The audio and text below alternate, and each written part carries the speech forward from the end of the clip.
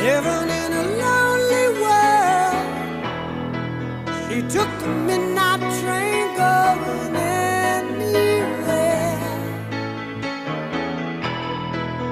Just a city boy, born and raised in South Detroit. He took the